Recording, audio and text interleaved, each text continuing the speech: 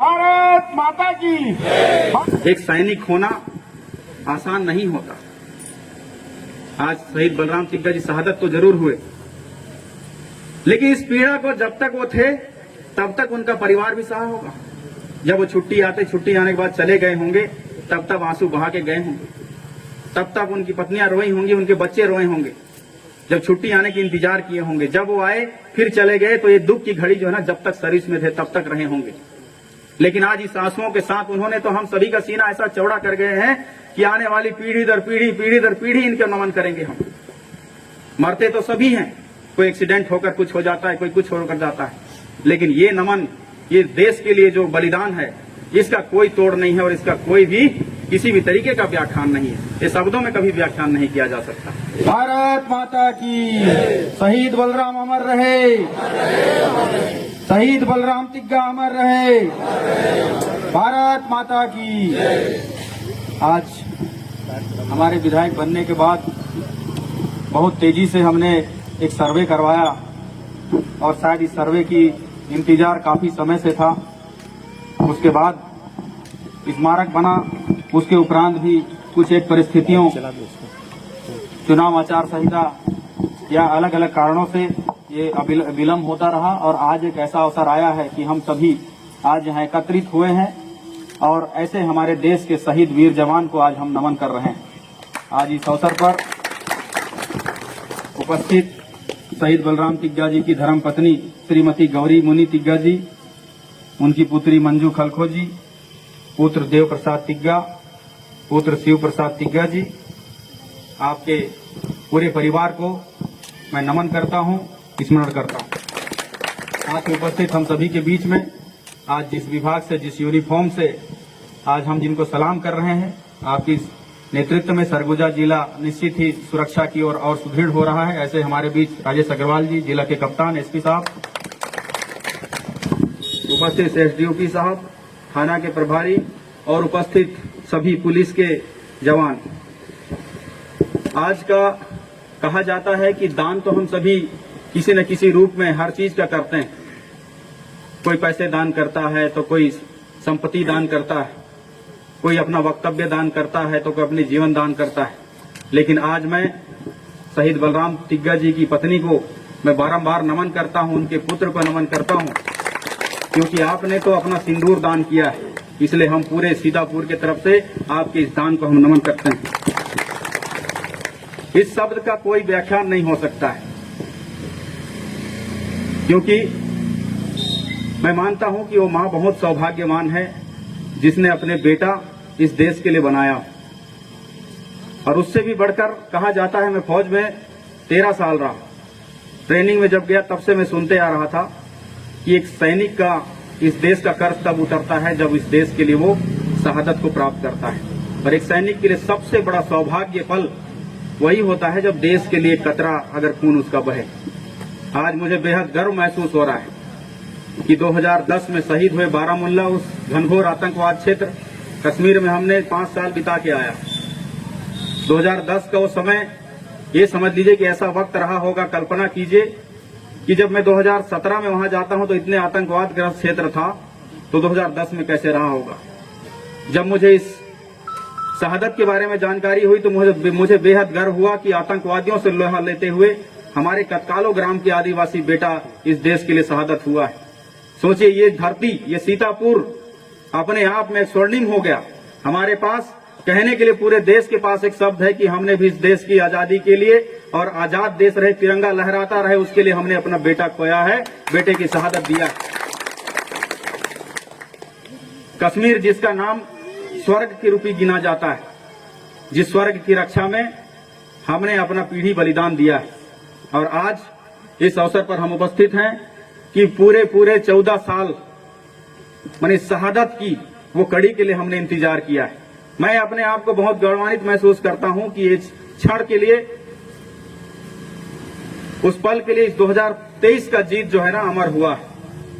और आप सबको पता होगा कि जब हम चिन्हित कर रहे थे जगह, जब हम सूची निकाल रहे थे, तो ऐसा जगह चिन्हित कर रहे थे कि सबसे ज्यादा अगर कोई मैन पार्ट इस सीतापुर में आए तो सबसे पहले नमन हमारे शहीद वीर जवानों को करना चाहिए। ताकि लोगों को ये तो पता चले कि सीतापुर वीरों की धरती है, बलिदान की धरती है। और आज हमने ऐसे जगह पे इनको इस स्मारक को स्थापित किया है। आज मैं बताना चाहता हूं कि आज से पहले केंद्रीय रिजर्व पुलिस बल की यूनिट बरसी में, हर एक बरसी में घर में आके उनको सलामी देकर जाती है। पिछले बार भी आए थे, डिपार्टमेंट ने हमको संपर्क किया था। लेकिन आज उनके पास, पूरे विभाग के पास, हम सब के पास एक ऐसा स्मारक है, जीता जाता स्मारक है। मैं अभी माता से पूछ रहा था कि शहीद बलराम तिग्गा जी क्या ऐसे ही दिखते थे? उन्होंने कहा हाँ बिल्कुल ऐसे ही दिखते थे। सोचिए कि हमने उन्हें जीवंत स्थापित किया है, ये अभी जीवित हैं। एक भारत देश का एक सरहद है, आपने सुना होगा कि आज भी वहां जो सैनिक हुआ करते थे उनकी आत्मा वहां जीवित है, वो गए नहीं है कहीं। आज भी उस सरहद पे अगर पाकिस्तान का गोले बारूद आते हैं तो फटता नहीं है। ये प्रचलित कहानी और वास्तविकता है। तो सोचिए कि सैनिक हमारे शहीद जरूर हो जाते हैं, लेकिन उनकी आत्मा किसी न किसी रूप में इस देश की सुरक्षा में, हम सभी के समाज की सुरक्षा में जीवित है। इसलिए हमने उनको ऐसा स्थापित किया कि वो जीवंत है। बरसी के दिन हर एक साल केंद्रीय रिजर्व पुलिस बल की यूनिट यहीं सलामी देने आया करेंगी। हम सब उनके शहादत को नमन करेंगे, उनके वीरता को याद करेंगे।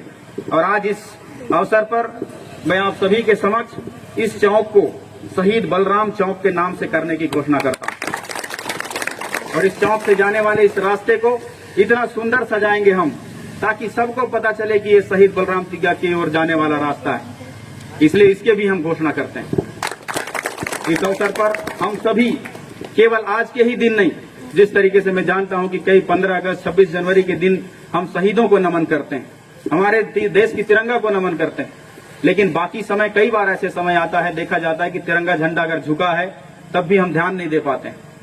लेकिन शहादत को सही नमन तभी होगा जब भी यहाँ गुजरे तो इनको नमन करें, इनको याद करें और इनके जीवन की जो गाथा है हम अपने बच्चों को सिखाएं कि एक शहीद जो है ना किस लिए देश को शहादत देता है।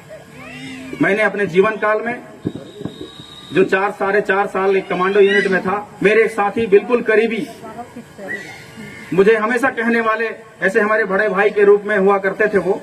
जब भी मैं रात को पेट्रोलिंग में कहीं निकलता, गश्त में निकलता, अगर वो नहीं जाते तो कंबल से सिर निकाल के बोलते कि टुप्पो तुम बहुत आगे आगे भागता है, अपना ध्यान रखना। लेकिन मुझे बेहद दुख हुआ कि 2020 की वो 2 जुलाई की रात मैं जब छुट्टी में था तो उस समय उनकी शहादत हो गई। आज भी उस परिवार से मेरा बात होता है।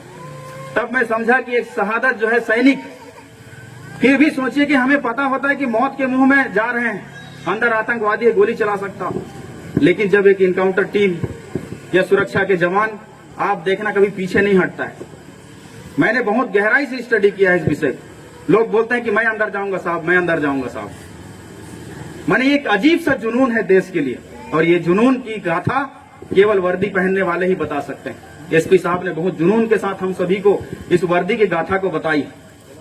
मैं हमेशा बोलता हूं कि वर्दी में पता नहीं ऐसा क्या है कि जंगल में सो जाओ सांप नहीं काटता है। आप ये कहानी नहीं सुने होंगे कि किसी सैनिक को सांप ने काटा, बहुत रेयर केस में ऐसा हुआ होगा। लेकिन आप सोचिए कि वाकई में इस वर्दी में कुछ न कुछ तो है। तो बाद में रिसर्च में पता चलता है कि कुछ न कुछ तो है, लेकिन हम सभी भारतवासियों के 140 करोड़ जनता का आशीर्वाद, और उनका आशीर्वाद और नमन और सारा चीज उनके साथ।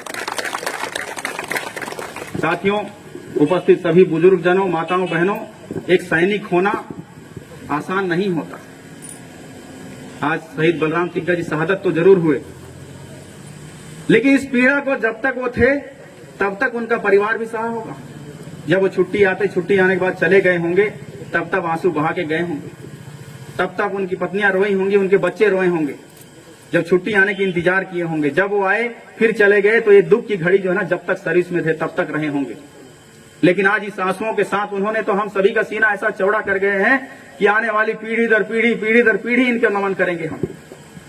मरते तो सभी हैं, कोई एक्सीडेंट होकर कुछ हो जाता है, कोई कुछ होकर जाता है, लेकिन ये नमन, ये देश के लिए जो बलिदान है, इसका कोई तोड़ नहीं है और इसका कोई भी किसी भी तरीके का व्याख्यान नहीं है। ये शब्दों में कभी व्याख्यान नहीं किया जा सकता। आज इस अंतिम मेरे वक्तव्य पर मैं दोबारा नमन करता हूं शहीद बलराम तिग्गा को।